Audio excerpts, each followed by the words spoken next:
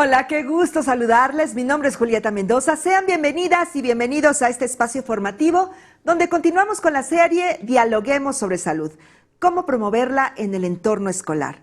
Serie que presenta la Secretaría de Educación Pública a través de la Dirección General Aprende MX en alianza con la Comisión Nacional de Salud Mental y Adicciones, CONASAMA. Esta transmisión se realiza de forma simultánea en nuestras redes sociales Aprende MX y en las de CONASAMA. Hoy hablaremos sobre los estilos de crianza y su impacto en la salud mental. Al respecto, ¿qué les parece si a partir de hoy reflexionamos, a partir de este momento, los invito a reflexionar el tema con la siguiente pregunta? ¿La crianza positiva fomenta una relación entre padres e hijos basada en el respeto mutuo? ¿Por qué? Inciso A, no hay violencia. Inciso B, existe empatía. E inciso C, hay paciencia. Ahí está la pregunta, compartan sus respuestas con nosotros a través de las redes sociales de Aprende MX y más adelante les daremos lectura. Quiero invitarlos también a integrarse al grupo de docentes Aprende MX, donde encontrarán herramientas y recursos educativos que sin duda serán de apoyo en su práctica docente. El enlace del grupo aparece en pantalla y, como ya es costumbre, en el chat de comentarios de esta transmisión. Para adentrarnos en el tema de hoy, es importante comentar que uno de los retos más complicados para las madres, los padres de familia, las personas cuidadoras, sin duda, es educar. Aunque existen diferentes estilos parentales en la crianza debido a esquemas culturales o diversas costumbres que se transmiten de familia en familia, es importante reconocer que estos pueden tener un impacto significativo en la salud mental de las niñas, niños y adolescentes. Bueno, para seguir interactuando sobre este tema, antes, acompáñenme a participar en la siguiente actividad en Mentimeter. En pantalla está apareciendo el código QR y en el chat de comentarios el enlace para que ingresen al cuestionario y respondan las siguientes preguntas. ¿Por qué es importante para ti conocer los estilos parentales? La primera pregunta. Escribe 3 palabras que asocias con disciplina. Allí están, participa con nosotros, más adelante estaremos compartiendo las respuestas, así es que están apareciendo en pantalla las 2 preguntas. Y también les comento que pueden solicitar una constancia de participación de este seminario virtual. Para ello tienen que entrar al enlace que aparece en el chat de comentarios y si aún no tienen cuenta, regístrense de acuerdo con su perfil, proporcionen sus datos y en caso de no pertenecer a ningún sector educativo o no formar parte de la plantilla de una escuela, pueden registrarse con el perfil de estudiante, solamente así, estudiante, y colocar la clave del centro de trabajo o CCT del Centro de Capacitación Televisiva y Audiovisual para que puedan completar el proceso. El CCT o clave del centro de trabajo está apareciendo en pantalla y en el chat de esta transmisión, así es que lo único que tienen que hacer es validar en su correo electrónico el registro, iniciar sesión nuevamente en el enlace que proporcionamos, para solicitar su constancia, responder la pregunta y si la respuesta es correcta, podrán descargar su constancia inmediatamente. Es importante aclararles que solo cuentan con 7 días naturales a partir de esta fecha, la fecha de transmisión, para obtener su constancia. Así es que ya lo saben, pueden ingresar y hacer todo este trámite.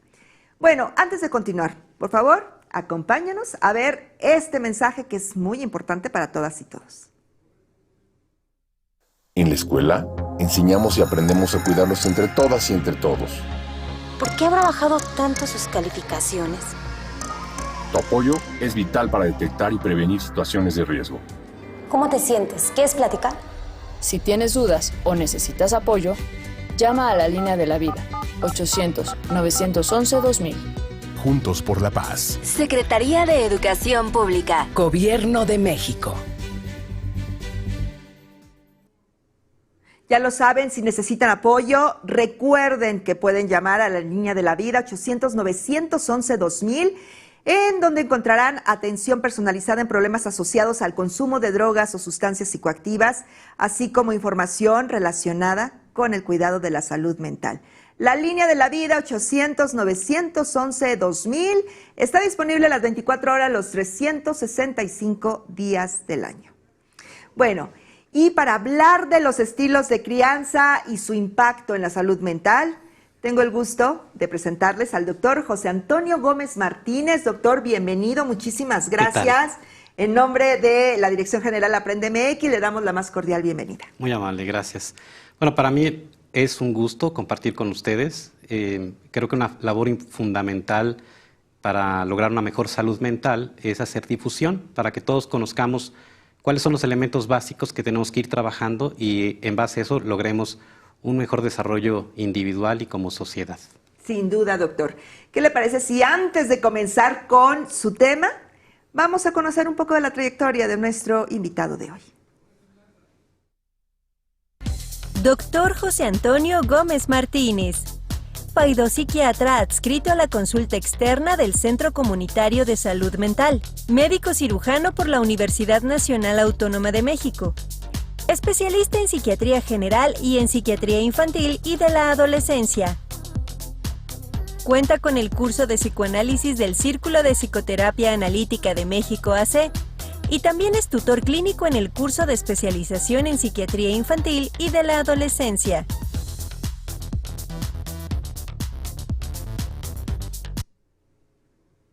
Sin más preámbulos, doctor José Antonio, le damos la palabra. Adelante. Bueno, pues vamos a comenzar por tratar de definir cuáles son los objetivos de esta conversación. La principal es detectar cuál es la crianza, cuál es la salud mental y en base a esto poder determinar por qué es importante en el desarrollo de los niños. A final de cuentas, la intención es dejar un poco más claro cuál es el impacto de todos estos elementos dentro del desarrollo que puedan ayudar a que los niños, niñas, adolescentes tengan un desarrollo óptimo para potenciar todas sus capacidades y para que su integración a la sociedad sea mucho más productivo. La intención básicamente es que se pueda comprender de manera completa cuál es el impacto que tiene la crianza en la salud mental.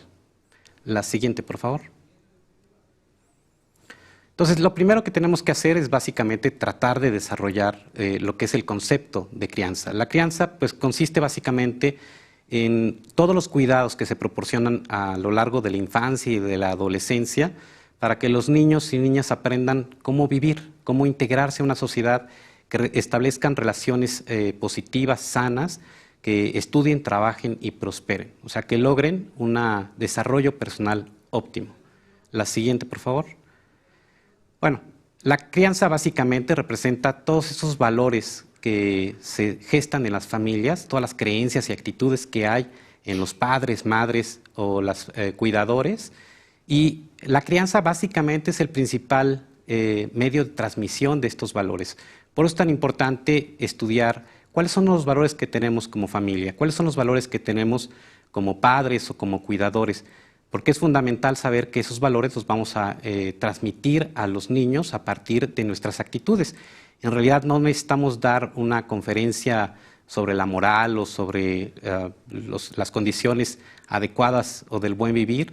Simplemente la forma en la que actuamos nosotros es lo que le va a transmitir a los niños lo que significa integrarse en sociedad. Involucran una serie de creencias, pautas y prácticas que se implementan, los padres de manera reactiva. ¿Qué quiere decir esto? Que, bueno, los niños tienen un temperamento natural, una forma natural de relacionarse, de actuar, y en base a esa forma van despertando en los padres ciertas actitudes. Estas condiciones son las que ayudan a que un niño vaya sintiéndose estimulado a desarrollar algunas de estas conductas y que se sientan limitados a expresar algunas más de ellas. En este sentido, las creencias son básicamente toda la serie de conocimientos de cómo se debe criar un niño. O sea, son las preguntas de, en términos generales, ¿qué debo de hacer para ayudarle a un niño a crecer? Y estos elementos básicamente están insertos en la cultura global, en la cultura en la que se encuentra inserto este padre, esta madre, este cuidador, y de forma general representan el ideal, la imagen ideal del padre. En ese sentido, en los estudios sobre los estilos de crianza tienen que abordar tanto la perspectiva o la forma en la que se vive el padre o cuidador como un formador, y también la perspectiva del niño, cómo vive estas nociones, estas disposiciones, estas reglas, estos límites, porque a veces los papás o los cuidadores, en este término de que es un ideal de sí mismos, pues distorsionan un poco la perspectiva, quieren mostrarse como buenos cuidadores, como buenos criadores, y en realidad quienes a veces dan una pauta más clara de cómo se están dando las cosas son los niños. En ese sentido, las pautas que implementan los padres son pues básicamente las reglas y los límites, esas normas de comportamiento que generan y decir, bueno, lo que sí se puede y lo que no se puede hacer. Esos básicamente son los que definen los estilos de crianza. Y las prácticas son esas conductas o esas actitudes que habitualmente tenemos, son los comportamientos como padres que están referidos básicamente a nuestra experiencia personal. ¿Cómo aprendimos de nuestros propios padres? O sea, cuando éramos niños, ¿de qué manera introyectamos estos cuidados de nuestros padres? Elementalmente esta noción es algo inconsciente. La transmisión de estos elementos no se genera de manera directa sobre tratados o sobre principios bien definidos o establecidos.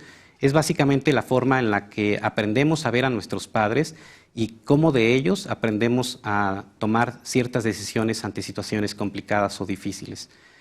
En ese sentido, es importante que tengamos claro que el estilo de crianza es algo dinámico.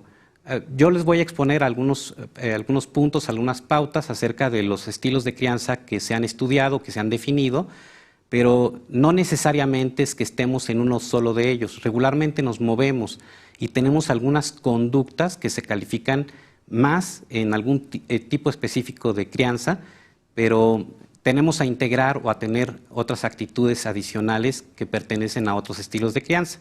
Adicional a eso, no es solamente la condición de nuestro propio estilo de crianza, sino la forma en la que nos relacionamos con cada uno de los hijos o de las personas a las que tenemos nuestro cuidado.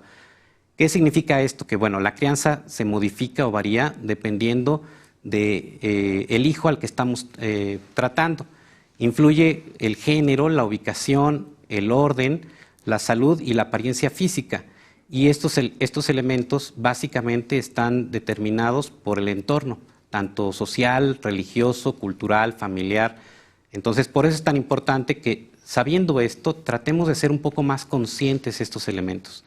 ¿Por qué es fundamental? Bueno, porque entre más claro tengamos cuáles son estos elementos, los vamos a poder trabajar desde una perspectiva más consciente, o sea, ir elaborando estas pautas a manera de que tengamos un mejor control o una mejor guía para criar a nuestros hijos.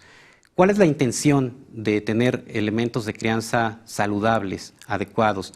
Pues finalmente es lograr que el chico tenga un mejor desarrollo y que logre tener una estabilidad. Esa estabilidad se mide a partir de la salud mental. Entonces, en ese sentido, vamos a tomar la disposición, el concepto que define la Organización Mundial de la Salud acerca de la salud mental, que lo define como un estado de bienestar en el cual cada individuo desarrolla su potencial, puede afrontar las tensiones de la vida cotidiana, trabajar de forma productiva y fructífera para aportar a su comunidad.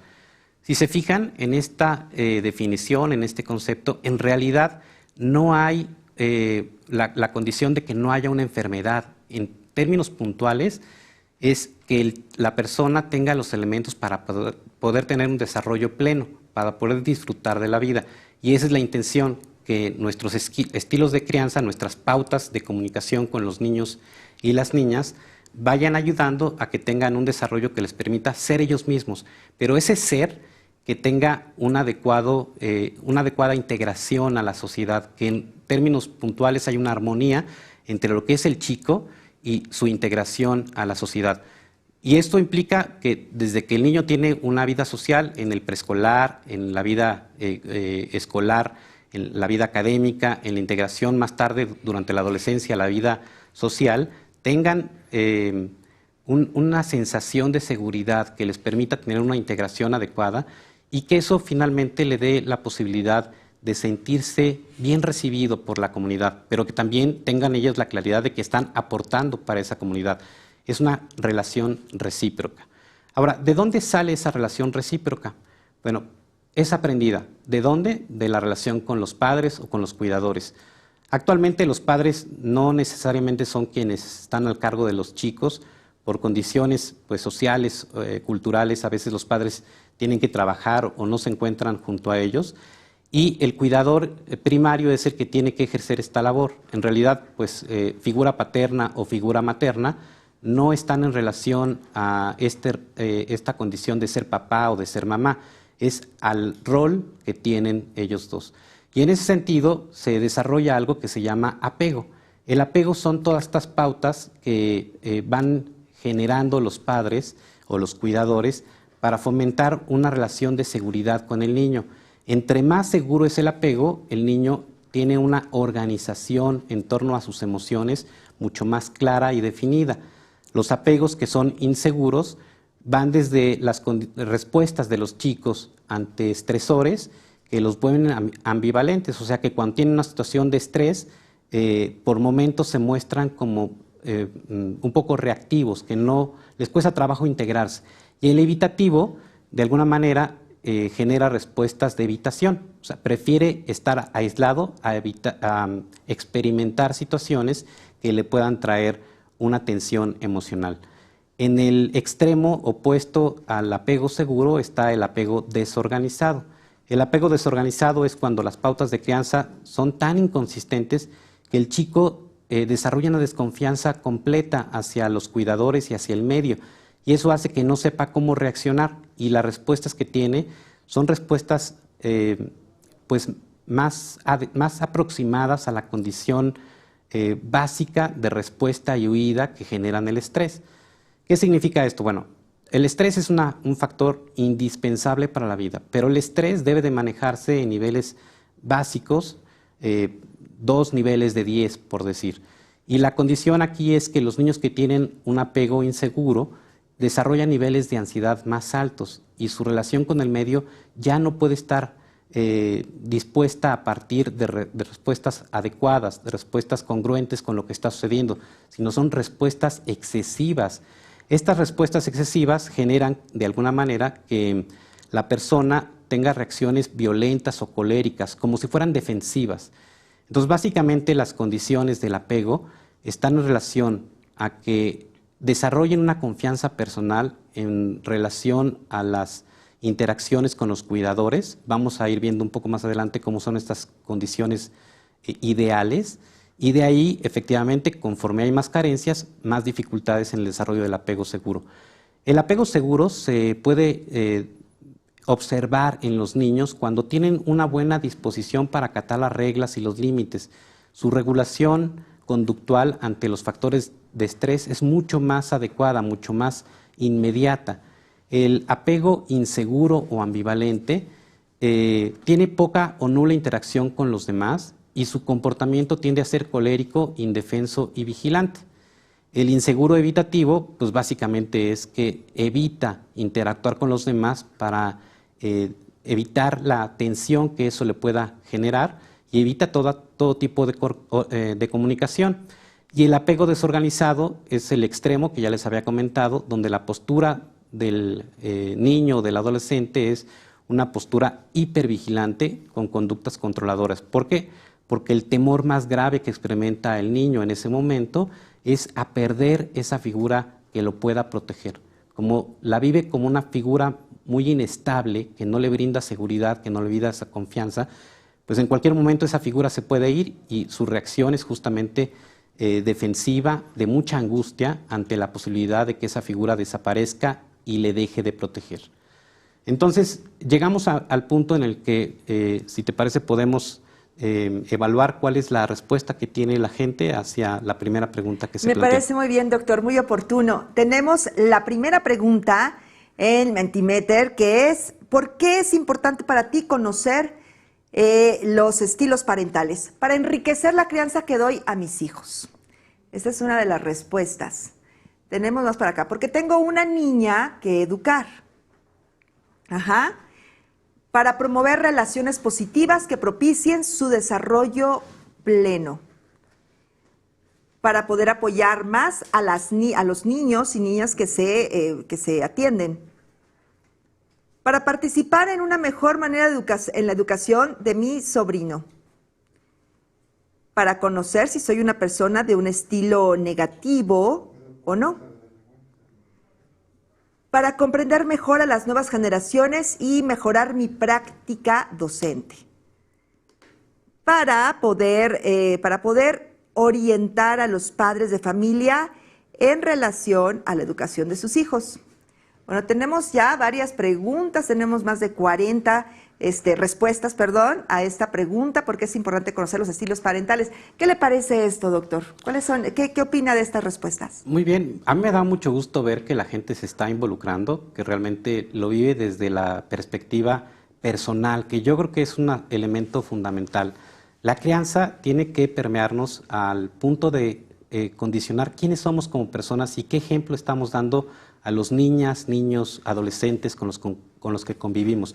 Y no solamente eso, creo que un factor fundamental es la posibilidad de que, a pesar de que haya de pronto situaciones en la crianza que puedan estar limitando nuestra forma de actuar, nuestra forma de convivir, que podamos entender estas situaciones de nuestro pasado para que en nuestro presente tengamos mejores interacciones con los demás. Yo creo que eso es una condición muy positiva. A mí me da gusto que la gente esté participando, que tenga esta expresión de las vivencias, ese interés justamente para mejorar como tíos, como padres, como figuras parentales.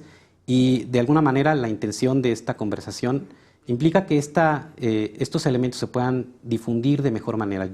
Me gustaría mucho que todas las personas que están atendiendo a esta plática puedan compartir estos elementos, los que van conociendo, o el link para esta conversación, para que la gente pueda ir teniendo más conocimientos y enriquecer los elementos de la crianza. Pues, ¿qué le parece si retomamos su presentación y más adelante revisamos las respuestas de la siguiente pregunta? Claro que sí. Retomamos entonces.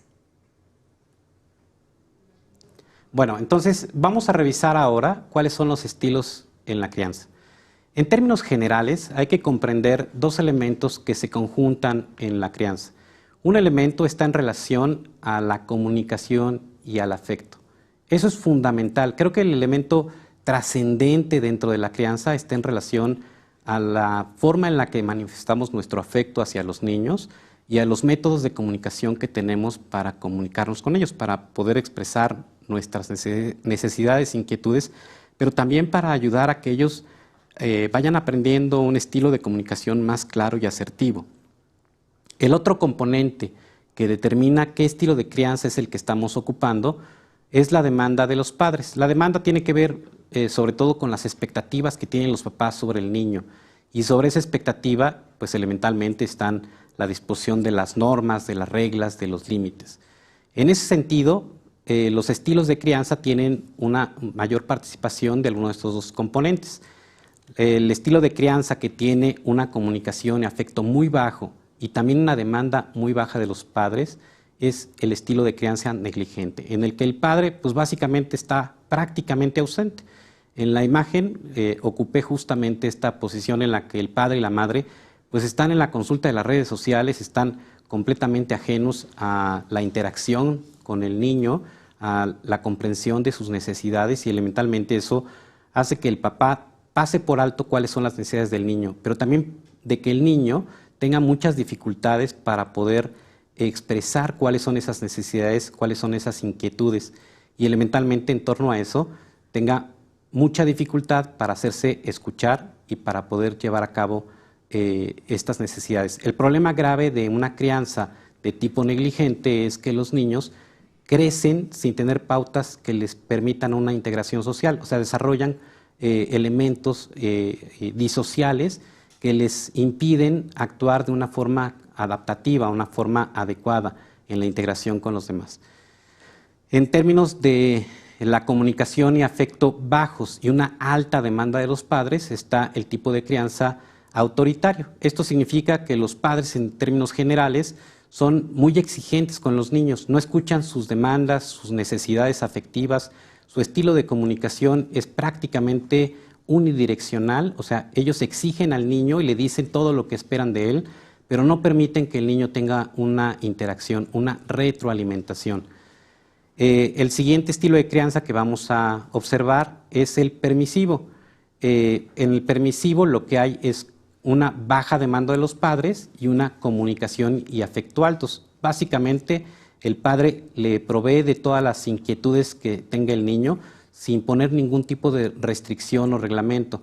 El problema grave de darle a un niño todas sus inquietudes sin tener ninguna reglamentación, ninguna disposición sobre el manejo de límites, es que el niño se vuelve extremadamente demandante. Y el problema es que un niño excesivamente demandante no tiene cabida en los medios sociales. ¿Por qué? Porque llega a la escuela y empieza a comportarse con sus compañeros como si ellos tuvieran que satisfacer todas sus demandas, o con los maestros. Incluso en ese sentido, pues no reconoce cuál es el contexto en el que se encuentran. Para él lo más importante es que se satisfagan sus demandas.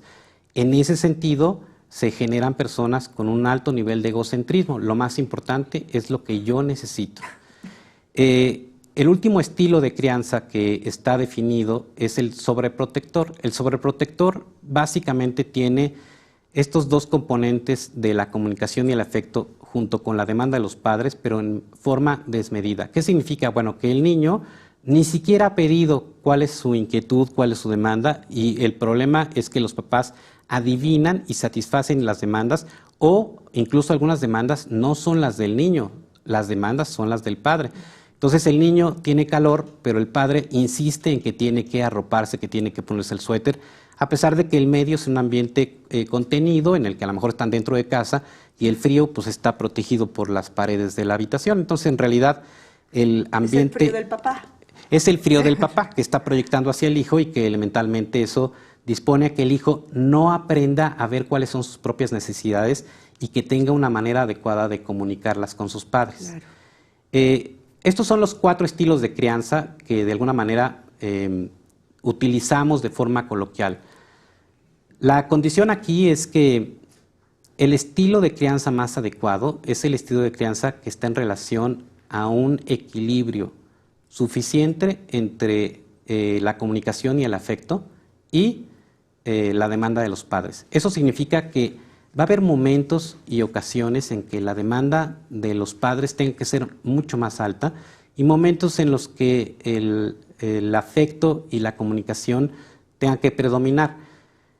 Muchos padres se preguntan, bueno, ¿por qué a la hora que llegamos a la adolescencia se generan tantos problemas, tantos conflictos en la relación con los niños o con los adolescentes? Y tiene que ver mucho, primero, con que los niveles de comunicación del niño no se desarrollaron adecuadamente y elementalmente no saben comunicar lo que necesitan de una forma asertiva, y recurren a formas de expresión que pueden ser más violentas o explosivas. Y la otra condición es que cuando llega la adolescencia tenemos que incrementar este manejo de los límites, pero este manejo de los límites alto también tiene que estar acompañado con una mayor capacidad de comunicación y de transmisión del afecto. Esto implica que el método de crianza asertivo tenga un equilibrio entre la cantidad de demanda de los padres, las exigencias, y el afecto y la comunicación que se dé con los chicos. O sea, que este equilibrio realmente favorezca que haya una dinámica en la que podamos ser un poco más condescendientes por momentos, pero más exigentes cuando así se requiera. Este estilo de crianza asertivo, este estilo de crianza que es básicamente el que predomina en los estilos de crianza positiva. Y en la crianza positiva se dan las condiciones para que la infancia transcurra de manera saludable. Para que esto suceda es necesario, es indispensable tomar en consideración que la edad del paciente, bueno, de la persona, es fundamental para determinar cuáles son las pautas de crianza que debo de implementar en esos momentos. Además, cuáles son las características y cualidades propias de ese niño o niña, sus intereses, motivaciones, aspiraciones. Esa es una condición fundamental. O sea, no solamente vivir la crianza con los elementos de lo que el padre espera para su hijo, sino de las necesidades que el hijo ha expresado. y para que las pueda expresar es fundamental que vayamos trabajando desde los primeros meses cuando el niño apenas es un recién nacido y que permita justamente tener una mayor interacción de escucha. Esa escucha en los primeros meses no está en relación a las palabras, porque el lenguaje se desarrolla a partir de los 3 años de edad, es cuando se establece ya de manera más estructurada. Pero el lenguaje verbal es fundamental para la escucha de los niños. ¿Qué quiere decir esto? Bueno, la primera etapa de la crianza es la más vulnerable, la que requiere de mucho más cuidados y afectos. Y en ese sentido, que los padres tengan una mejor escucha, les vuelvo a repetir, escucha entre comillas, porque la intención básicamente es que el niño tenga la posibilidad de interactuar con los padres, o sea, el padre lo observa y esta observación permite que el niño pueda aprender a expresar a través de gestos, a través de ruidos, a través de vocalizaciones, algunos elementos que empieza a darse cuenta que el papá atiende. Y esta atención que pone el papá a los gestos es lo que facilita que el niño vaya desarrollando cada vez una relación más segura con los padres, o sea, se siente en confianza. ¿Por qué?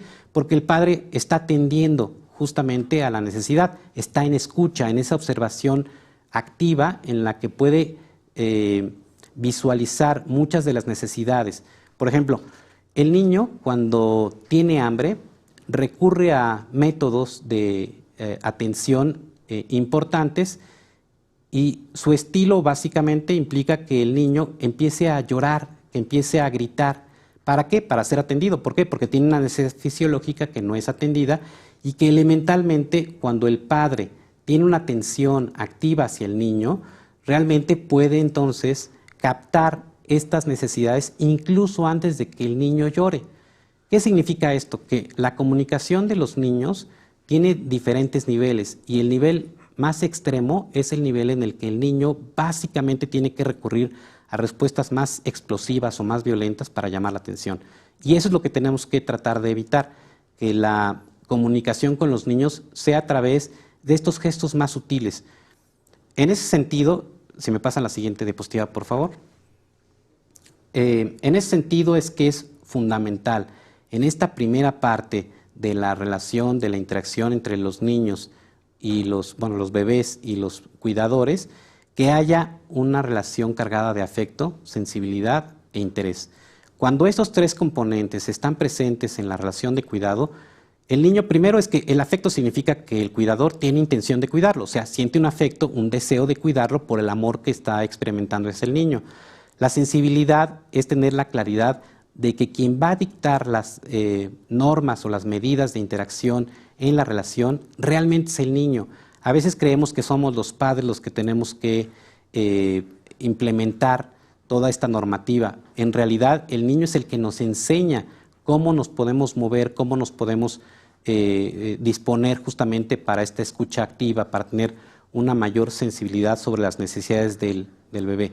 Y eso implica básicamente que el niño tenga la claridad de que hay un interés sobre él. O sea, la persona que está cuidándolo está interesada en él por ser una persona única, por ser una persona que en ese momento se convierte en la persona más importante del mundo, básicamente. Eso elementalmente, conforme se va integrando, permite que haya un desarrollo emocional, intelectual y moral. Vamos a ver en la siguiente diapositiva cómo es que se van gestando algunas de estas condiciones. En los primeros meses de vida, el bebé tiene una interacción con el papá y con la mamá. Esa interacción es diferente. ¿Por qué? Simplemente porque papá y mamá son diferentes personas. Pero una de las condiciones importantes es que la relación con la mamá no empieza al nacimiento. La relación con la mamá empieza antes del nacimiento porque hay una gestación que involucra el cuerpo de la mamá. Entonces, este contacto, esta interacción entre el bebé y la mamá es mucho más intensa y mucho más previa a la relación con el padre. Eso hace que el bebé pueda distinguir de mejor manera la relación, la voz de la mamá antes que la del papá. La condición fundamental de que reconozca estas diferencias es lo que gradualmente va definiendo los límites. Por eso es tan importante que una vez que el bebé ha nacido, podamos platicar con él. Es muy probable que lo que le decimos al bebé no lo pueda comprender en términos cognitivos, de entender el significado de las palabras, pero definitivamente el bebé capta nuestros gestos, capta nuestras actitudes, y ese afecto está muy patente, muy claro en esta condición. Por eso es fundamental que haya esta relación del papá y la mamá con el bebé. Esta condición de que el papá y la mamá se relacionen con el bebé facilita que el bebé entonces tenga claro que hay un papá y que hay una mamá, o sea, que son dos personas distintas con las que se aproxima y que cada una tiene un timbre de voz, que cada una tiene una actitud diferente, que cada una tiene una manera diferente de gesticular, de tratarlo, y eso va a ayudar a que el niño defina los límites, el límite papá, el límite mamá, o sea, el límite de que son dos personas diferentes. Gradualmente, conforme el niño va avanzando, alrededor de los 6 meses, ya puede definir un límite entre el sí mismo y la relación que tiene con papá y con mamá. Por eso es tan importante que estas interacciones se vayan gestando prácticamente pues, desde el nacimiento.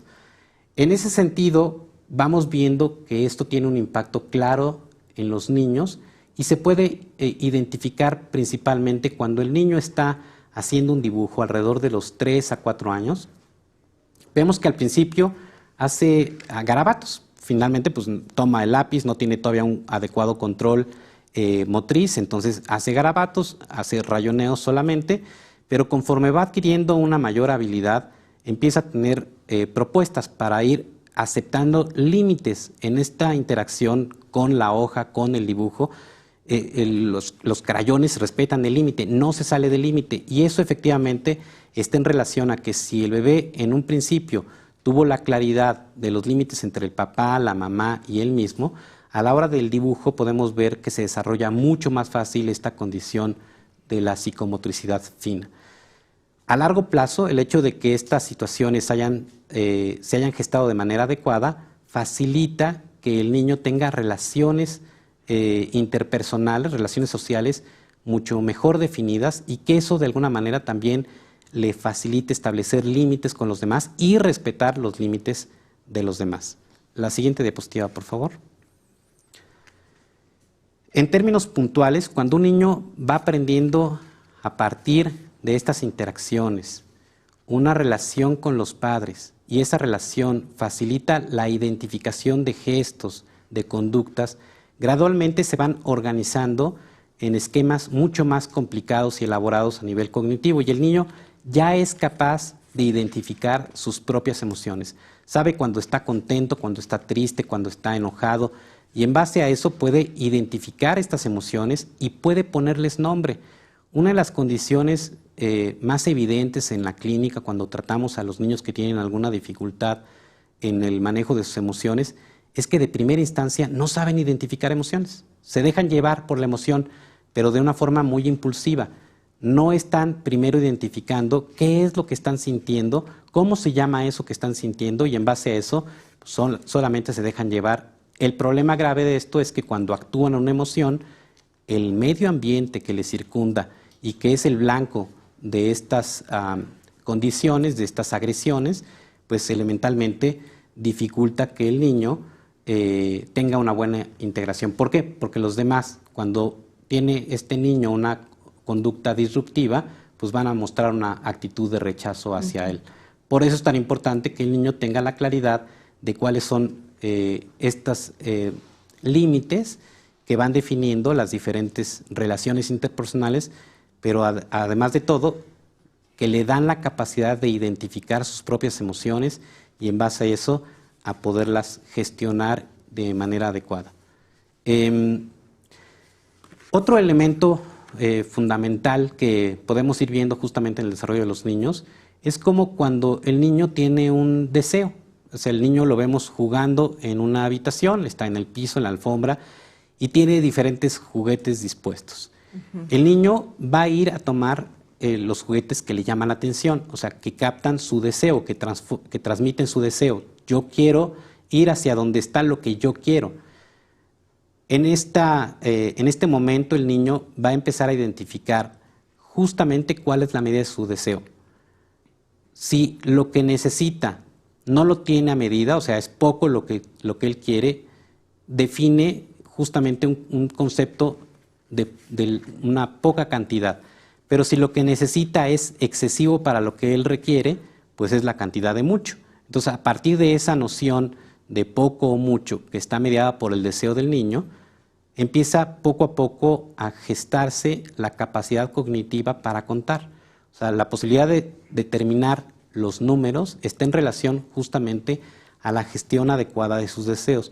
Por eso es tan importante que los niños tengan la posibilidad de jugar y en este juego manifestar sus deseos. Pero este deseo está relacionado con la manera en la que los padres o los cuidadores se vinculan con el niño.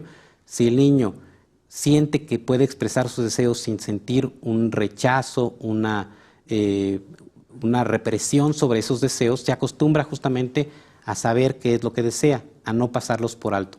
Por eso es que es tan importante que estas interacciones con los niños, entre los padres y los hijos, sea una interacción que desde el principio fomente esta comunicación, fomente esta interacción en la que el bebé se sienta aceptado, que el bebé no sienta un rechazo por parte de los padres. Elementalmente, habrá momentos en los que los niños tienen algún sentido de desapruebo, o sea, sienten que el padre lo está desaprobando, pero eso no significa que el padre lo rechaza, significa que el padre le está dando a través de su gesticulación las pautas de comportamiento que le van a facilitar entender lo que es bueno para él y lo que no es tanto. Ahora, esta diapositiva que les voy a comentar ahorita es una diapositiva que a mí me gusta mucho, me parece que resume de una forma como muy clara cuál es ese proceso a partir de que el niño va gestando muchos de sus deseos, muchas de sus inquietudes y cómo estas condiciones permiten una interacción con los padres. Y a partir de esa interacción hay una retroalimentación, una conducta del padre que permite que el bebé a largo plazo vaya desarrollando con mucho más claridad cuáles son las mejores maneras para resolver los problemas. Elementalmente no son en términos absolutos las mejores maneras, pero sí en términos de la relación con los padres. O sea, el padre le va retroalimentando para que el niño sepa qué es lo que más conviene. Entonces, en esta diapositiva, la primera condición fundamental es la necesidad fisiológica. Las dos más claras que representan en los bebés es el hecho de comer y de dormir. Entonces, si un bebé tiene una necesidad fisiológica como el hambre, la va a manifestar. Como ya les comenté hace un momento, cuando los padres son sensibles y tienen una observación muy estrecha del bebé, van determinando estas condiciones, estas manifestaciones, estas conductas sutiles que tiene el bebé para comunicar que tiene hambre. Y entonces el papá incluso adelanta a esta condición. Elementalmente, los papás nos tenemos que ir ayudando de rutinas y en términos de la capacidad que tiene el bebé para alimentarse cada vez con un volumen gástrico mayor, pues elementalmente el tiempo para la alimentación se puede ir extendiendo y eso nos va ayudando para que el papá pues no requiera que el bebé llore porque tiene hambre, sino que el papá de alguna forma más sistemática, metódica, pueda tener claro cuál es la hora para alimentar al bebé. En ese sentido, el bebé va a tener esta manifestación conductual de que tiene hambre, de que tiene frío, de que tiene sueño, a través del llanto o de alguna gesticulación más sutil. Esto genera un estado emocional en el bebé. Cuando el bebé tiene hambre, tiene un malestar y ese malestar le va a provocar que tenga cambio también en su propia motricidad, en las conductas y los gestos. Cuando el bebé tiene estos cambios conductuales, estos gestos, y tiene un cuidador que lo está observando, el bebé le transmite, le comunica a ese observador que tiene una necesidad. Un cuidador que es sensible facilita justamente comprender estos elementos y genera un estado emocional en el propio cuidador. Ese estado emocional tiene que ver con el propio inconsciente. O sea, hay cuidadores que se irritan ante las necesidades de los niños y elementalmente esta irritación cuando un bebé está solicitando o está demandando que se satisfaga una necesidad, provoca que el bebé sienta que esta necesidad es inadecuada, que expresar ese tipo de necesidades está mal. Y por supuesto que si esto lo percibe el bebé de una forma constante, empieza a inhibir estas necesidades y empieza a ser poco sensible a sus propias necesidades. En cambio, cuando la conducta del cuidador es una conducta asistencial, o sea, busca ayudar al bebé a que tenga un reequilibrio en esta homeostasis, que pueda dejar de experimentar este frío, esta hambre o esta necesidad que no está satisfecha, va a tener una actitud amable hacia el bebé. Esa actitud amable lo va a representar con los gestos. O sea, la forma en la que un cuidador que es atento con el bebé se aproxima regularmente es, ¡ay, qué bonito bebé! Y entonces eso le transmite al bebé. El bebé no sabe lo que significa la palabra qué bonito bebé, pero sí tiene claro que esa sonrisa y esa actitud está dispuesta para atenderle. Lo que le transmite un cuidador que está dispuesto es, tú eres lo más importante para mí en este momento. ¿Qué significa esto? Que el bebé entonces dice, mis emociones, mis demandas son importantes para alguien más, entonces también son importantes para mí. Y eso facilita que tenga la posibilidad de expresar sus demandas, sus necesidades de forma oportuna, de forma apropiada. Esta representación facilita que el bebé de alguna manera tenga estas sensaciones. Mi papá, mi mamá, mi cuidador están aprobando esta manifestación de demanda o están reprobando esta necesidad que yo tengo. En base a eso se va gestando, se va construyendo un sistema para la regulación de las emociones que cada vez, conforme va creciendo el bebé, pues va siendo mucho más compleja.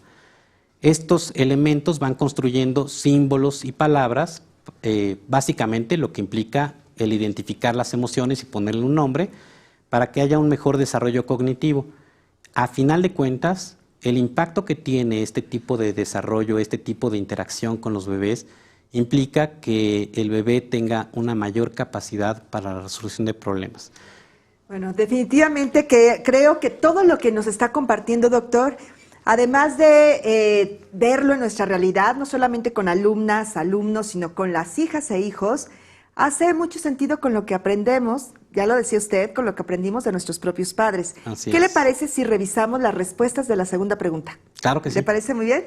Bueno, pues vamos entonces con esta asociación. Escribe 3 palabras que asocias con la palabra disciplina.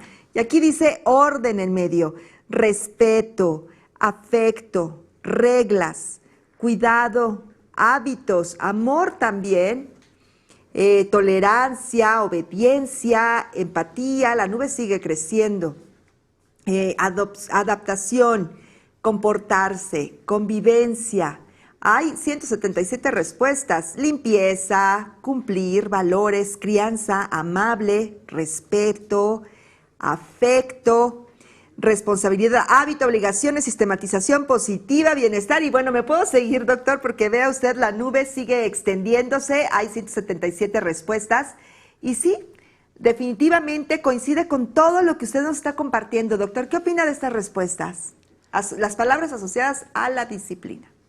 Yo creo que todos estos comentarios, estas respuestas, pues evidentemente están en relación con lo que es la crianza, con lo que es la disciplina, con lo que es el manejo de reglas, límites, para poder establecer con mucho más claridad cómo es que debe de comportarse un niño.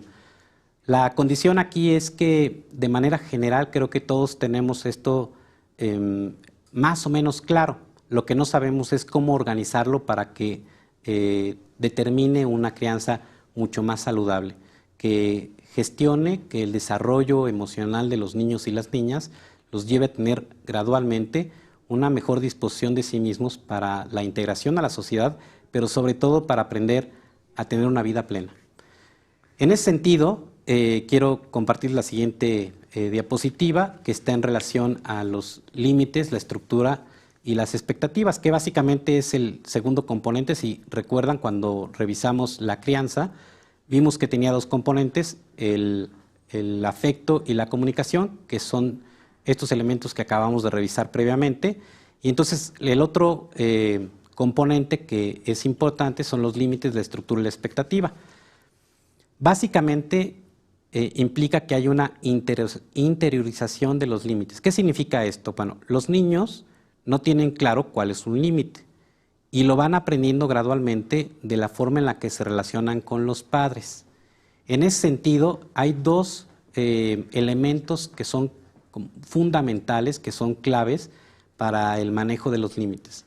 El manejo de los límites que proviene de la relación con los padres que genera miedo, y el manejo de los límites que está en relación o en torno al amor y al afecto que prodigan los padres hacia los hijos.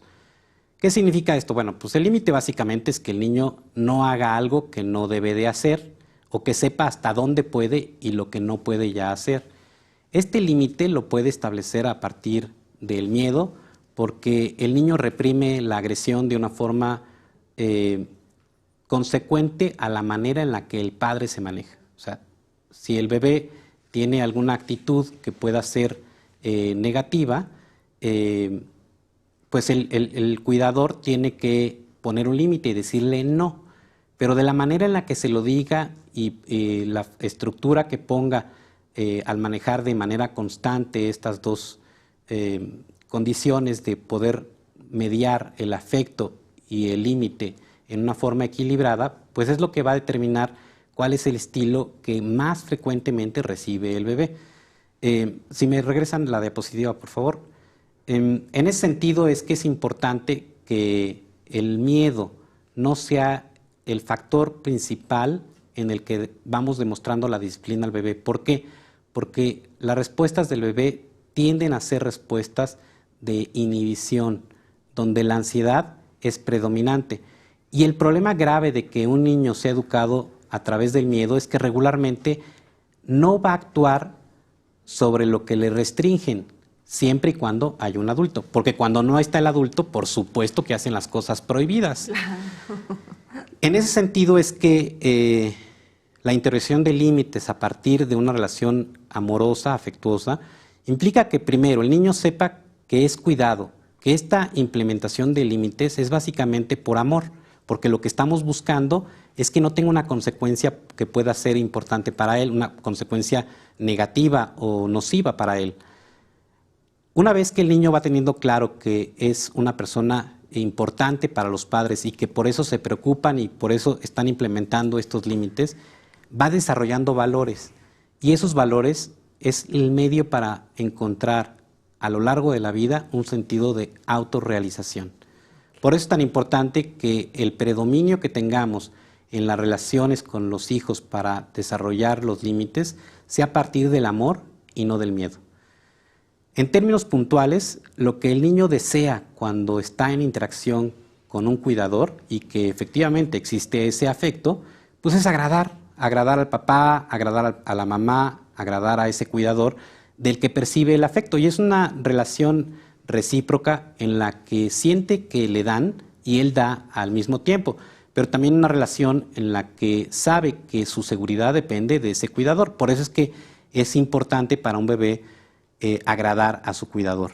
Cuando el bebé siente que este agrado, o sea, que logra agradar a su cuidador, se lleva a cabo, lo que genera es que aprenda a sentirse respetado y admirado. O sea, cuando el niño tiene el logro y le reconocen que ha respetado ese límite, el niño se siente consigo mismo bien, porque sabe que está teniendo logros con respecto a la imagen que tiene su cuidador de sí mismo.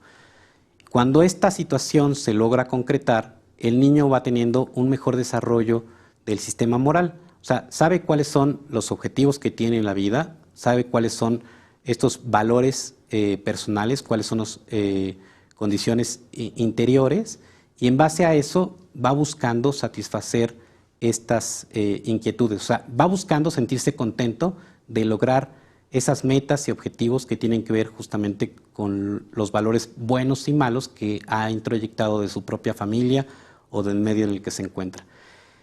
En ese sentido, parte de lo que les he comentado desde el principio es que no podemos establecer la relación con los bebés de la misma manera que se establece con un niño de 6, de 9, de 10 o con un adolescente. Todas estas interacciones tienen que estar adecuadas a las capacidades afectivas que tiene un niño o un adolescente. Elementalmente, cuando vemos que hay un niño que ya tiene 10 años, pero que sus actitudes son como si tuviera 6 años, lo que tenemos que disponer es que el cuidado implique las normas o las medidas que tenemos con los niños de 6 años. No exigirle que se comporte como un niño de 10 años cuando no tiene la capacidad de lograrlo. Ahora, en esta diapositiva lo que les quiero mostrar es cómo se va organizando esta condición. Y la autorregulación del deseo está en relación a el ejercicio de rutinas básicas. Es muy importante, fundamental, y es algo que sí quisiera subrayar, que les queda como uno de los elementos trascendentes de esta conversación, es que establecer rutinas básicas para los niños es la principal herramienta para ayudar a desarrollar el manejo de reglas, de límites, de una disciplina integral. ¿Por qué? Porque el niño tiene necesidades básicas. Hablábamos hace un momento de la necesidad de comer, de la necesidad de dormir. Cuando estas necesidades se organizan en el tiempo, o sea, los papás van estableciendo tiempos para darle, o sea, para la comida. Al principio la comida tiene que ser cada 3 o 4 horas, conforme el niño va avanzando en la capacidad gástrica, pues el tiempo se puede ir prolongando un poco más, a 6, 7 horas, y eso elementalmente implica que el niño ya tenga la posibilidad de mantenerse más activo durante el día y de dormir más tiempo durante la noche. Eso regularmente lo empezamos a consolidar alrededor de los 6 meses, pero necesariamente si el bebé tuvo la regulación adecuada en la interacción con los padres, porque fueron estableciendo estos horarios de forma clara, de forma asertiva, y fueron marcando las pautas para que el bebé tuviera horarios para comer, horarios para dormir, se va organizando de manera clara y adecuada para el bebé. Alrededor del año, el bebé ya tiene una mayor psicomotricidad y en ese sentido pues va buscando alcanzar más objetos que llaman su atención, o sea, va manifestando un deseo sobre el entorno que tiene alrededor. Pero el padre y la madre tienen que permitir que el niño tenga esta expresión, que busque alcanzar esos objetivos, pero elementalmente tienen que poner un límite en el punto en el que estos objetivos lo ponen en riesgo. Por ejemplo, si un niño está buscando meter los dedos en el tomacorriente, por supuesto que el papá y la mamá de una forma determinante y urgente tienen que decir no. No puedes. Pero no es el mismo no que ocupan los padres cuando es que el niño va a romper un objeto que a lo mejor es importante, que es valioso, pero que no es, no pone en riesgo su vida. Y tampoco es el mismo nivel de exigencia que ponen los padres cuando el bebé está en un área en la que va a salir de la vista de la mamá y le dicen no te vayas para allá, o que la madre lo trae para el área segura. Si se fijan en estos 3 ejemplos que estoy dando, pues hay diferentes niveles de exigencia que debe poner el padre. No puede poner el mismo nivel de exigencia para cuando algo pone en riesgo la vida del bebé que cuando algo solamente es mantenerse en la zona de seguridad. Por eso es tan importante que los padres vayan aprendiendo a modular también esta forma de manejar los límites, porque si el padre es demasiado exigente y ante situaciones sin riesgo es demasiado punitivo, demasiado intenso a la hora de darle indicación, por supuesto que el niño no entiende que hay diferentes niveles de peligro, niveles de riesgo, y elementalmente pues actúa con miedo ante cualquier situación, sea la que sea. En ese sentido es que hay 4 factores principales que van ayudando a gestar un adecuado equilibrio en el manejo de límites, en la estructura y la expectativa que tenemos de los niños. El principal es el amor y la empatía. Es todo lo que tratamos en la primera parte de esta conversación.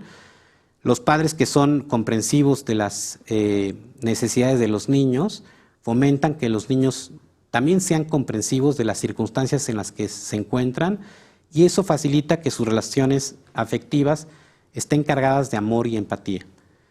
El siguiente elemento es el de los valores. Como ya les había comentado, cuando un niño sabe que es valioso para los padres y que su cuidado, su afecto está en relación justamente a esta importancia que tiene para los padres, empieza a desarrollar un sistema de valores. O sea, ¿qué es lo más importante? Primero es una serie de valores personales que están definidas por la familia y por la sociedad o por el medio cultural en el que esta familia está involucrada.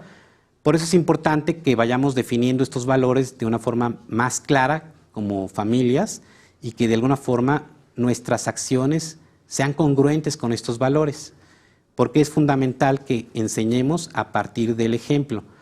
Y la condición importante es que lo que el niño aprende en torno a los valores es más una actitud hacia algunos elementos de la vida que realmente de situaciones concretas. Por ejemplo, el niño aprende más de la forma en la que el papá trata a la mamá o la mamá trata al papá, de las relaciones interpersonales, que de llevar una clase de moral o de una clase de religión o algún otro elemento que implique el desarrollo de conductas morales adecuadas. Entonces, por eso es tan importante que haya un adecuado ejemplo hacia los niños, que nuestros valores realmente sean congruentes y que los papás tengan la capacidad de ser, de tener una mayor autoobservación, de tener una mayor autocrítica. Realmente los valores con los que yo me siento identificado, que para mí son valores conscientes, que puedo identificar, que puedo señalar, que puedo escribir en una hoja como parte de mis valores familiares,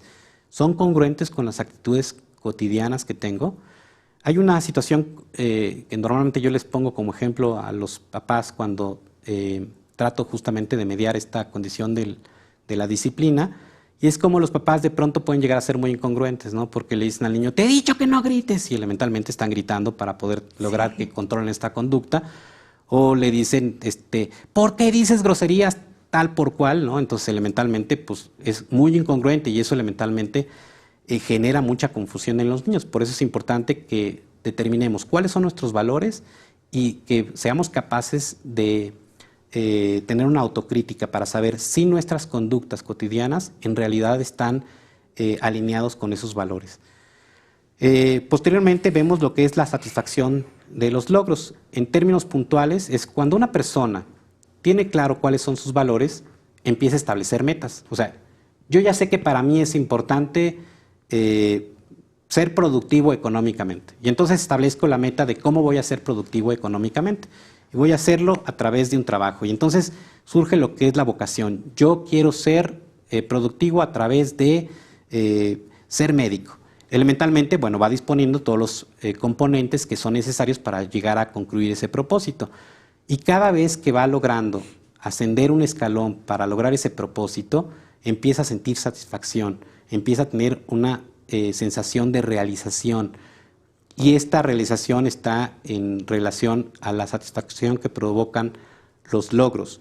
Pero cuando vemos en retrospectiva qué diferencia hay entre los niños que tienen esta capacidad para experimentar placer cuando tienen un logro, es la retroalimentación que recibieron de los padres.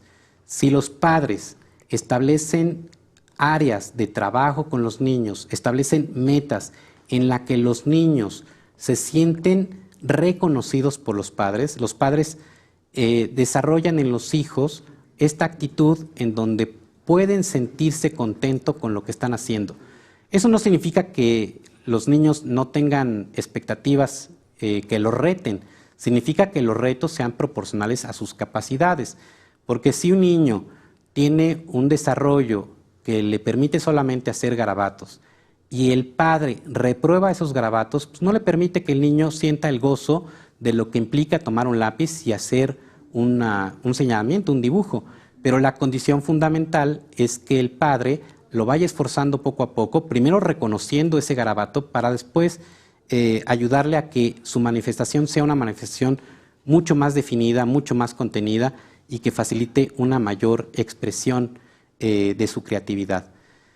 Finalmente, cuando las expectativas a través del amor de los padres, de la comunicación entre los padres y los hijos, va fomentando la creación de valores, va generando una satisfacción de los logros, llega por encontrarle sentido de sí mismo, o sea, ese sentido de quién soy yo y qué es lo que me gusta hacer.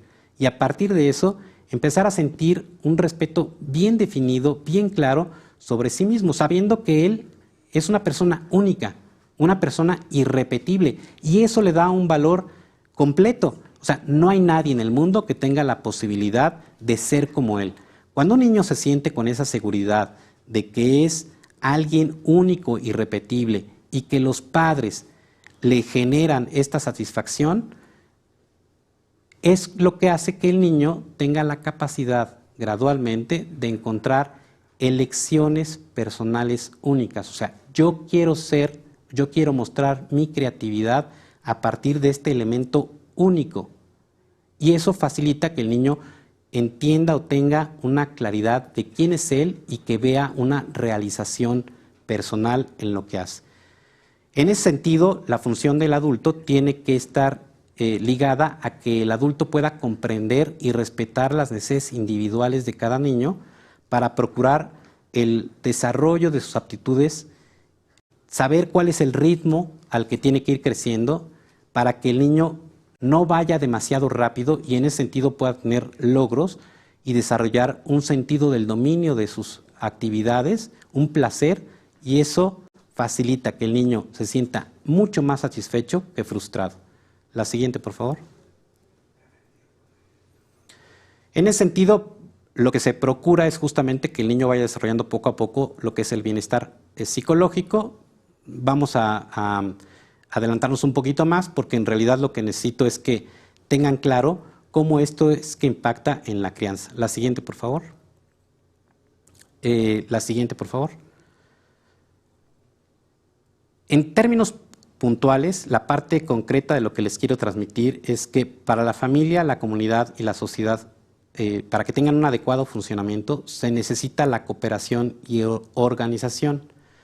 Esto, por su parte, exige empatía y comprensión para comprender y afrontar los sentimientos de forma madura y constructiva.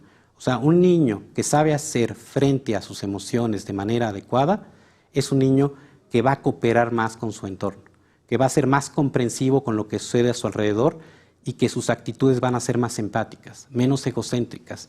Puede dar más que esperar recibir. Doctor, me parece que estamos compartiendo todo lo que usted dice en nuestro entorno. Estamos comparando y estamos tratando de adentrarnos en lo que hemos hecho bien, hemos hecho mal, sobre todo quienes tenemos niños. ¿Qué le parece, doctor, si revisamos algunas de las respuestas? Bueno, es importante comentar que el doctor José Antonio va a compartir material adicional en los enlaces, ustedes ya lo saben, estarán apareciendo en el chat de comentarios y allí van a poder revisar de nueva cuenta lo que hoy compartió el doctor. ¿Recuerdan la primera pregunta al inicio de este seminario? La crianza positiva fomenta una relación entre padres e hijos basada en el respeto mutuo. ¿Por qué? Vamos a ver las respuestas que nos hicieron llegar. Aquí tengo, el inciso A es, no hay violencia, tiene 29%. La B, existe empatía, 55%, y hay paciencia, 15%. La respuesta ganadora fue, existe empatía. Existe empatía. ¿Qué opina usted de eso, doctor? Bueno, me da mucho gusto que consideren que la empatía es un factor importante, determinante en la relación con los hijos, en el desarrollo de los niños, adolescentes, porque justamente la empatía implica que haya una escucha. La empatía implica que se entienda a la otra persona justamente como alguien distinto a nosotros, que va a tener necesidades e inquietudes distintas y que nuestra función es ayudar a que aprendan a canalizarlas de manera que la puedan satisfacer sin romper reglas, sin romper límites. Yo creo que es una respuesta que es muy, muy importante que tengamos en consideración y que mantengamos claramente siempre que la relación con los niños tiene que ser a través de la empatía. Doctor, muchas gracias. Y tenemos algunas preguntas. Bueno, sabemos que nuestras hijas e hijos requieren de cuidados muy específicos para que, su desarrollo psicosocial, el biológico y sobre todo también emocional esté en el equilibrio y, sobre todo pueda tener y contribuir a su crecimiento integral y de esta forma sea pleno. La información que nos acaba de compartir el doctor José Antonio es muy importante, es necesaria para implementar pautas, límites y sobre todo esto pueda generar buenas prácticas en los procesos de crianza y con ello favorecer la salud mental de niñas, niños y adolescentes. Doctor José Antonio, estamos llegando ya a la parte de las preguntas y comentarios. Si usted me permite, voy a leer algunas de ellas. Claro que sí. ¿Sí? Claro que sí. Eli Pérez dice aquí, ¿Cómo puedo lograr un apego seguro en las niñas y con las niñas y los niños? Un apego seguro con los pequeños. Bueno, el apego, como ya les he comentado, tiene que ver con la relación que se establece con un niño o una niña desde los primeros momentos de la vida. Y eso implica que haya una gran capacidad de observación. Entre más pueda observar a un bebé y establecer cuáles son sus gesticulaciones y en esa gesticulación qué quiere comunicar, más voy a poder comprenderle y elementalmente eso va a facilitar que haya un apego más segurizante. Por supuesto que esto tiene un impacto mucho mayor en los primeros meses de vida, pero no es exclusivo de ese momento. Entonces, conforme van avanzando en la edad, tenemos que mantenernos con esta observación, con ese interés por conocer quién es esa persona que tengo delante. Por supuesto que es mi hijo, que es mi sobrino, que es ese niño con el que tengo una relación afectiva, una relación de rol como padre, como madre, como tío, como maestro, como cuidador, como tutor, pero indistintamente de esta relación nominal, en realidad es una persona a la que yo deseo conocer. Entre más genuino sea ese deseo de conocer a la otra persona, más capacidad para la observación y entre más observación, mucho más claridad de cuáles son sus necesidades, cuáles son sus inquietudes, cuáles son sus ritmos y eso va a facilitar justamente que haya una relación más segurizante, un mejor apego.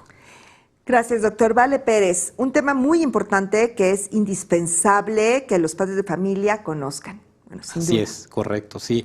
Yo creo que no solamente los padres de familia, en términos generales, cualquier persona dentro de la sociedad que tenga conocimiento de esto puede facilitar que cuando hay un bebé que se tiene que cuidar, que se tiene que ayudar a crecer, que se incorporen estas pautas de crianza más adecuadas. Yo creo que la labor de todos los que estamos aquí, los que están en el auditorio, es comunicar estos elementos, o sea, compartir para hacer más consciente esta necesidad de conocer qué es la crianza, de qué elementos son los más favorables para desarrollar una crianza positiva, una crianza sana, y elementalmente a partir de esa comunicación, de esta difusión de estos elementos, logremos una mejor sociedad. Gracias, doctor. Yuri Delgado nos comenta aquí, ¿cómo se puede nivelar o ser asertivo en el tipo correcto de crianza? ¿Cómo lograrlo? Pues parte importante es justamente que seamos observadores de nosotros mismos. O sea, una parte fundamental de la crianza está en que conozcamos al bebé, que lo podamos observar a través de sus gesticulaciones, de sus formas de comunicación no verbal, o sea, su expresión física corporal, podamos comprender cuáles son sus necesidades, cuáles son sus inquietudes, qué le da gusto, qué le molesta. Y en base a eso, pues elementalmente fomentar un apego seguro. Pero la otra parte es la observación de uno mismo. Cuando uno tiene la capacidad de tener una autoobservación como figura segurizante, como padre, madre o elemento de la crianza, facilita justamente que uno sea más consciente. Porque yo puedo tener una idea de lo que yo quiero hacer como cuidador y yo no creo que haya alguien que diga que quiere ser un mal cuidador. Yo creo que todos queremos ser buenos cuidadores, pero la condición para poder saber si somos buenos cuidadores o necesitamos implementar algunas pautas distintas es observándonos, conociéndonos. Entonces, la recomendación que yo haría es, sobre todo cuando tengan el contacto con un bebé, lleven un diario y hagan anotaciones. Todos los días revísense cuáles fueron sus actitudes, sus conductas en la relación con el bebé, qué les generó molestia, qué les generó una emoción muy intensa, porque en base a esta observación es que van a poder implementar mejores medidas para relacionarse con el bebé. Muchas gracias. Es muy importante pedir ayuda y aprender para mejorar cualquier relación. Eso lo comenta Connie Rodríguez. Pedir ayuda. Así es. Además. Sí, yo creo que hay varios centros en México, particularmente en la Ciudad de México, centros de atención justamente para entender o ayudar a los papás a entender justamente estos elementos de la crianza que pueden favorecer un mejor desarrollo y cuando ya hay algunas situaciones de conflicto o de problema, pues elementalmente buscar la atención. En términos de la enfermedad mental, entre más rápido se atiende a a una persona con alguna conducta que es disruptiva, que le causa un malestar, el pronóstico es mejor. Entonces, en términos generales, no solamente es conocer los elementos de la crianza positiva o segura, sino tener en cuenta que cuando un niño es disruptivo es porque algo está fallando y hay que atenderlo.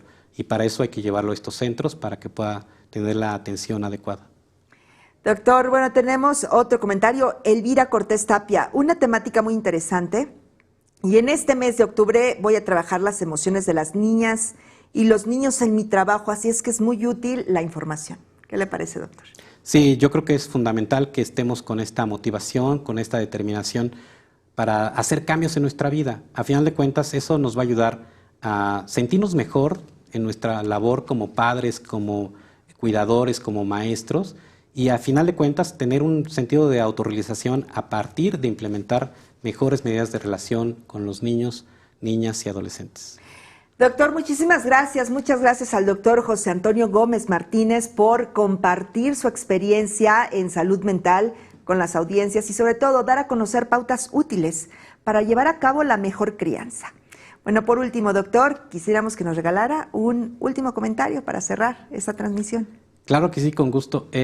Yo creo que para mí lo más importante que quisiera dejarles en claro que se pudieran llevar es el hecho de poder establecer rutinas que faciliten que un niño tenga una mayor claridad de qué es lo que le corresponde según el momento. Cuando el niño tiene una mayor facilidad, o sea, las instrucciones claras para tener una mejor adaptación, se va a sentir contento porque está llevando a cabo los logros que se le están exigiendo y no se va a sentir frustrado porque tal vez sí quisiera agradar al cuidador, tal vez sí quisiera tener esta conducta que se le está pidiendo, pero no sabe cómo. El llevar a cabo rutinas facilita que el niño sepa cómo debe de comportarse. Los otros dos elementos fundamentales es la observación, tanto del bebé como la autoobservación. Creo que serían los 3 puntos fundamentales que quisiera que se llevaran el día de hoy. Muchísimas gracias, pues son las reflexiones. Agradecemos la participación del doctor José Antonio Gómez Martínez, quien pues nos ha brindado esta importante y muy valiosa información. Muchísimas gracias, doctor.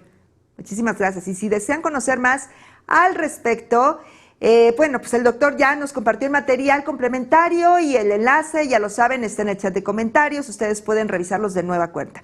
Y recuerden que si quieren obtener una constancia de participación por este evento, deben entrar al enlace que está en el chat de comentarios y si aún no tienen cuenta, lo único que tienen que hacer es registrarse de acuerdo con su perfil y proporcionar los datos que les van solicitando. En caso de no pertenecer al sector educativo o no formar parte de la plantilla de una escuela, pueden registrarse con el perfil de estudiante y colocar la clave del Centro de Trabajo o CCT, que es Centro de Capacitación Televisiva y Audiovisual, para completar el proceso. Bueno, el CCT o la clave del Centro de Trabajo está ya en la pantalla, de ahí la pueden ustedes retomar y en el chat también está, en el chat de la transmisión. Validen el correo, es muy importante, validen su correo electrónico y registren de nueva cuenta, inicien y den todos los datos que les van solicitando, también el CCT, y de esta forma van a poder solicitar su constancia. Respondan la pregunta y si la respuesta es correcta, podrán descargar la constancia inmediatamente. Recuerden que solo tienen 7 días naturales a partir de esta fecha de transmisión en vivo para obtener la constancia. Antes de irnos, me gustaría que me acompañaran a ver la siguiente temporada de la serie, que tanto es tantito. Este es un fragmento.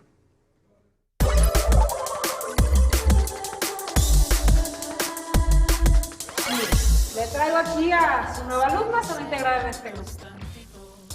Hice todo lo que se supone o se espera de un hombre, ¿no? Disculpe, quería saber si tenía pruebas de embarazo. ¿Qué nos ves? Ustedes me están viendo. ¡Lo pudimos hablar, Sara! ¡No! ¡Que vaya a terapia! Ay, papá, ya. ¡Es acoso, profe!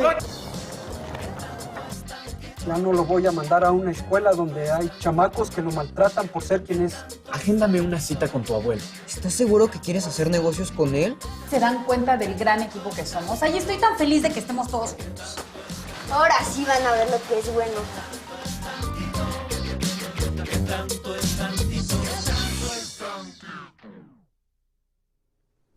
Esta serie, ¿Qué tanto es tantito?, representa una herramienta de gran utilidad para que docentes, familiares y estudiantes identifiquen violencias no siempre explícitas que suceden en nuestra vida cotidiana y así cuenten con recursos para el cuidado de su salud mental. En el próximo seminario virtual de la serie Dialoguemos sobre salud, cómo promoverla en el entorno escolar, abordaremos el tema Habilidades para la vida dentro del aula. Y la cita es el martes 10 de octubre a las 16:30 horas, así es que las y los esperamos. Hemos llegado al final de esta transmisión y en nombre de Aprende MX agradecemos su asistencia y de igual forma damos las gracias al personal técnico y académico que la hizo posible. Yo soy Julieta Mendoza, pásenla muy bien, nos vemos muy pronto.